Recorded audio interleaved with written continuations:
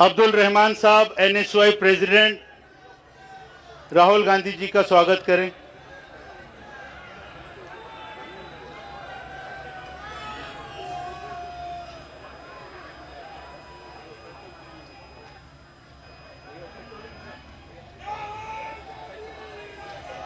अब मैं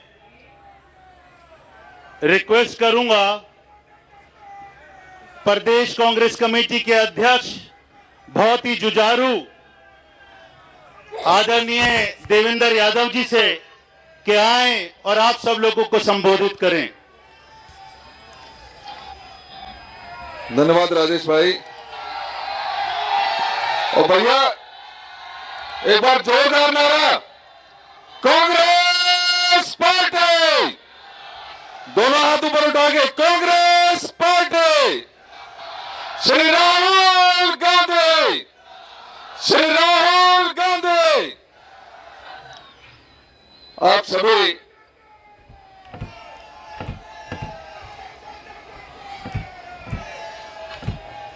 आज सीलमपुर की इस विधानसभा की विशाल सभा में उपस्थित हमारे बहुत ही आदरणीय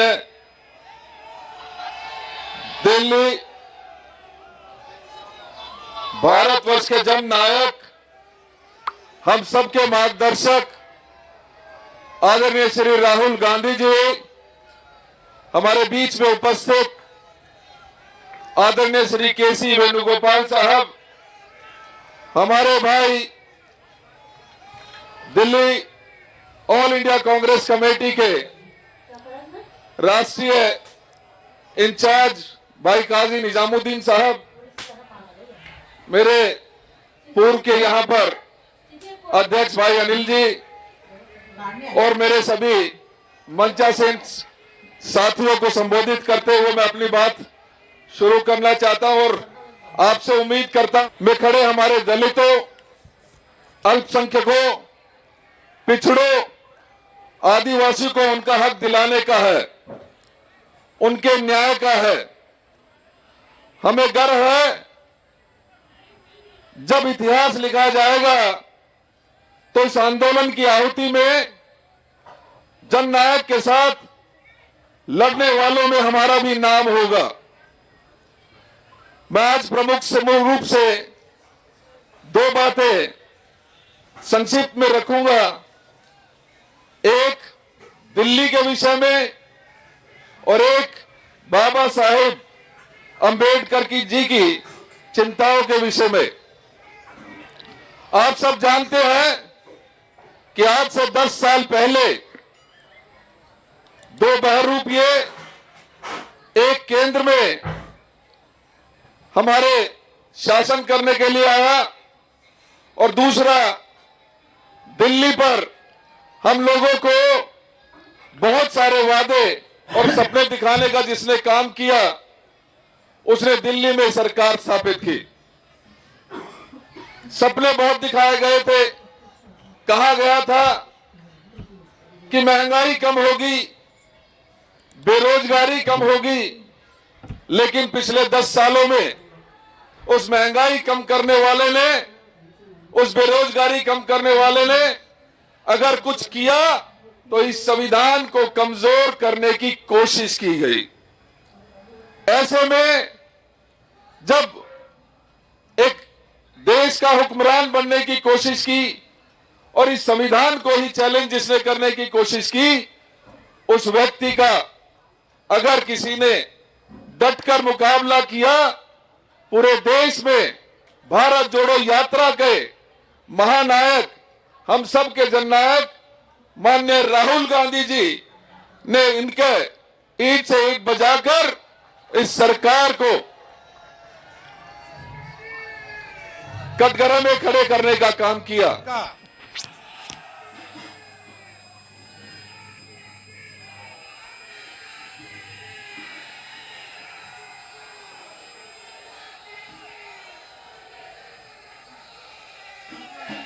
देश में विचारधारा की लड़ाई चल रही है। एक तरफ वो लोग खड़े हैं जो चाहे कुछ भी हो जाए, चाहे कुछ भी हो जाए, इस संविधान की रक्षा करेंगे। संविधान में साफ लिखा है, पहले पेज पे लिखा है कि हिंदुस्तान हर हिंदुस्तानी का है, चाहे उसकी कोई भी जात हो, कोई भी धर्म हो, अगर वो हिंदुस्तानी है तो इस देश में उसकी रक्षा होनी चाहिए, उसको प्रोटेक्शन मिलनी चाहिए।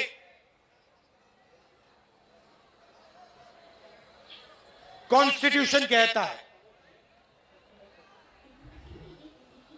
और आजकल बीजेपी के लोग, आरएसएस के लोग इस संविधान को खत्म करने में लगे हुए हैं, नफरत फैलाते हैं, एक भाई को दूसरे भाई से लड़ाते हैं।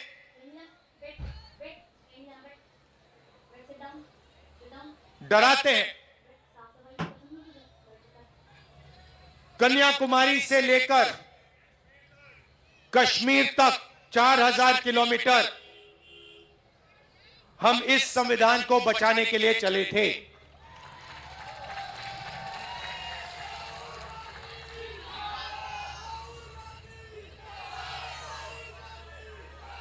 अंबेडकर जी के संविधान पर रोज नरेंद्र मोदी, बीजेपी और आरएसएस के लोग आक्रमण करते हैं।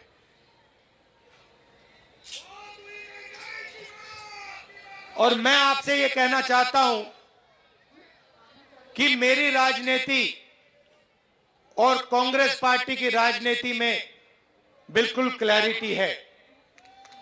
हमारे लिए इस देश के सब लोग एक समान हैं। इस देश में मोहब्बत नफरत को काटेगी, हराएगी। मोहब्बत हिंसा को काटेगी और हराएगी। और आप मेरी पूरी लाइफ की राजनीति देख लेना, मैं आज की बात नहीं कर रहा हूं। जब तक मैं जिंदा हूं आप लिख के ले लो, अगर किसी भी हिंदुस्तानी पर आक्रमण होगा, चाहे वो कोई भी हो, किसी भी धर्म का हो, मुसलमान हो, हिंदू हो, सिख हो, ईसाई हो, चाहे वो किसी भी जात का हो, दलित हो, पिछड़ा हो, राहुल गांधी वहां आपको उसकी रक्षा करते हुए मिलेगा। मेरे लिए हिंदुस्तान का यही मतलब है कि इस देश में नफरत ना हो और गरीब से गरीब व्यक्ति, हर धर्म का व्यक्ति, हर जात का व्यक्ति बड़ा से बड़ा सपना देख सके।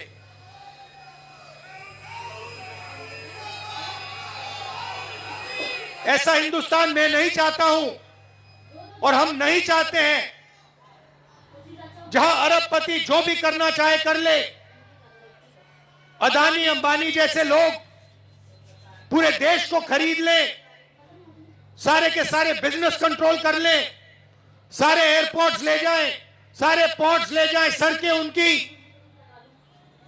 जमीन उनकी, पावर प्लांट उनके, और गरीब जनता देखती रह जाए, भूखी मर जाए। ऐसा हिंदुस्तान हमें नहीं चाहिए और ऐसा हिंदुस्तान हम नहीं होने देंगे।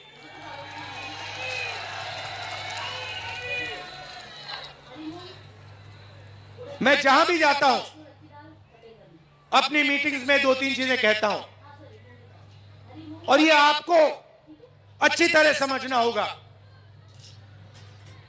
इस देश में गरीब लोगों की भागीदारी नहीं है। अभी आपने कहा, महंगाई की बात की और आपने कहा कि महंगाई बढ़ती जा रही। मैं आपसे पूछना चाहता हूं, महंगाई बढ़ रही है, कम हो रही है? महंगाई के बारे में नरेंद्र मोदी जी ने और केजरीवाल जी ने क्या कहा था? कहा था कि महंगाई कम करेंगे। हुई महंगाई कम?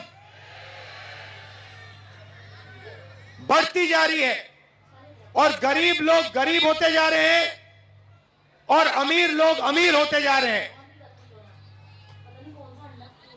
100 लोग हैं, 150 लोग हैं अरबपति जो हिंदुस्तान को कंट्रोल करते हैं।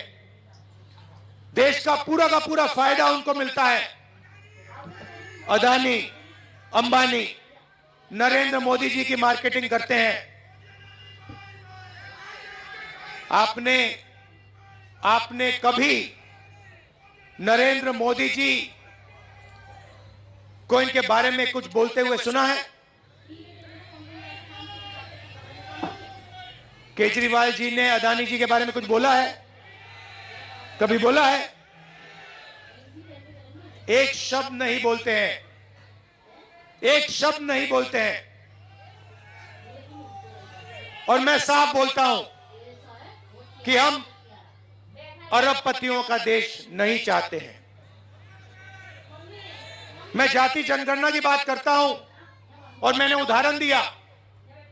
इस देश में कम से कम 50% पिछड़े वर्ग के लोग हैं।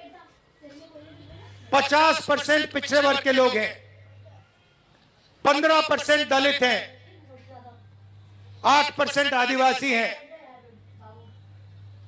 15% माइनॉरिटी हैं। आप सरकार की कोई भी संस्था देखो, बड़े से बड़े बिजनेस देखो, जुडिशरी देखो, आपको पिछड़े वर्ग के लोग, दलित, आदिवासी, माइनॉरिटी के लोग नहीं मिलेंगे। मैंने उदाहरण दिया था, हिंदुस्तान की सरकार को 90 आईएएस अफसर चलाते हैं। पूरा का पूरा बजट ये बांटते हैं। सड़कों में कितना पैसा जाएगा,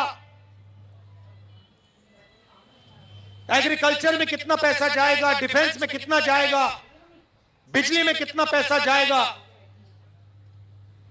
निर्णय ये लेते हैं। 90 लोग हैं। 90 में से हम समानता चाहते हैं। हम चाहते हैं कि गरीब से गरीब व्यक्ति, चाहे वो दलित हो, पिछड़े वर्ग का हो, हिंदू हो, मुसलमान हो, सिख हो, ईसाई हो, कि सब लोग बड़ा सा बड़ा सपना देख सकें। मैं वो दिन देखना चाहता हूं जब 500 सबसे बड़ी कंपनियों में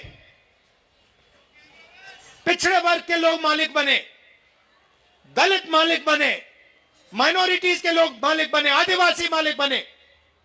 मैं वो दिन देखना चाहता हूं जब इस देश में सचमुच में पिछड़े वर्गों को भागीदारी मिले, माइनॉरिटीज को भागीदारी मिले, दलितों को भागीदारी मिले।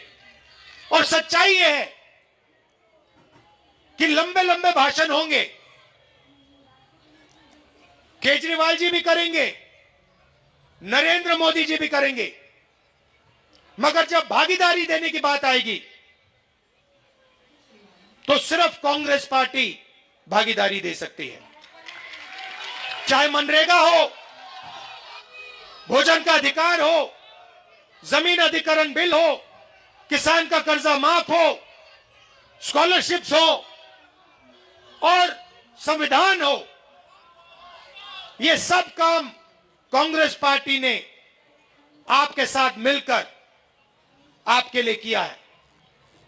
आप पूछिए, जाके केजरीवाल जी से पूछिए और उनसे कहिए कि वो पब्लिकली कहें, देश के सामने कहें कि वो रिजर्वेशन बढ़ाना चाहते हैं और वो जाति जनगणना करवाना चाहते हैं। हमारी सरकार आएगी दिल्ली में, एकदम हम जाति जनगणना करके दिखाएंगे और सबको पता लग जाएगा, दलितों को पता लग जाएगा कि आपकी दिल्ली में, दिल्ली की सरकार में दिल्ली की संस्थाओं में, दिल्ली के गवर्नमेंट में कितनी भागीदारी है। आपको पता लग जाएगा, पिछड़ों को पता लग जाएगा कि आपकी कितनी भागीदारी है। आज जहां भी आप जाते हो, जहां भी आप जाते हो, सरकार की संस्थाओं में आप जाओ, अस्पतालों में जाओ, प्राइवेट अस्पतालों में जाओ, प्राइवेट कॉलेजेस में जाओ, आपको पिछड़े वर्ग के लोग नहीं मिलेंगे, आपको दलित नहीं मिलेंगे। ये सच्चाई है हिंदुस्तान की। और जाति जनगणना एक क्रांतिकारी काम होगा। मैं आपको कह रहा हूं, दिल्ली की सरकार आएगी तो यहां करेंगे, और नेशनल लेवल पे लोकसभा में मैंने वायदा किया, हम उसको पूरा करके दिखाएंगे।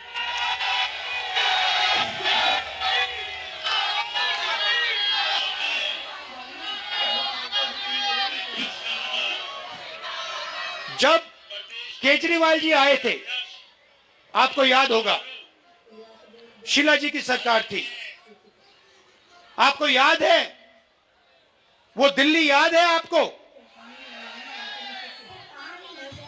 और केजरीवाल जी आए, और केजरीवाल जी ने बहुत बड़ा प्रचार किया, दिल्ली को मैं साफ कर दूंगा, भ्रष्टाचार मिटा दूंगा, पेरिस बना दूंगा। अब देखिए हुआ क्या। आप देखिए, बाहर चला नहीं जा सकता है, ऐसा पोल्यूशन है,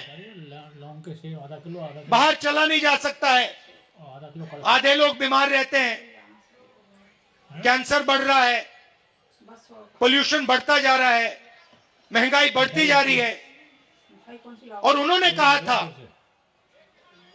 कि भ्रष्टाचार को अरविंद केजरीवाल जी मिटाएंगे। अब आप बताइए, दिल्ली में अरविंद केजरीवाल जी ने भ्रष्टाचार मिटाया क्या? मिट गया। तो जैसे जैसे प्रचार नरेंद्र मोदी जी करते हैं मीडिया का, झूठे वायदे, एक के बाद एक, एक के बाद एक, एक के बाद एक झूठे वायदे, वैसे ही स्ट्रेटेजी केजरीवाल जी की है। कोई फर्क नहीं है। ये सच्चाई। और आप जानते हो, जो मैंने शुरुआत में कहा, अगर किसी भी हिंदुस्तानी पर, चाहे वो कोई भी धर्म का हो, कोई भी जात का हो, अगर कोई भी उसके खिलाफ हिंसा करेगा तो राहुल गांधी और कांग्रेस पार्टी वहां आपको मिलेगी। ये हम में और उनमें फर्क है। देखिए, ये उनमें और हम में फर्क है। जब हमारी जरूरत पड़ेगी, जब आपके खिलाफ हिंसा होगी, हम वहां आपको दिखाई देंगे, आपके साथ खड़े होंगे। और ये मैं ऐसे नहीं बोल रहा हूं, ये हमारा रिकॉर्ड है। हमने कहा था कि बीजेपी की विचारधारा के खिलाफ हम लड़ेंगे, और 4000 किलोमीटर कन्याकुमारी से लेकर हम कश्मीर चले हैं। और हमने नारा दिया, देश की जनता ने नारा दिया, नफरत के बाजार में मोहब्बत की दुकान खोलनी है। और हमने ये नहीं कहा आपको कि मोहब्बत की दुकान जब ही खुलेगी जब आप हमें वोट दोगे।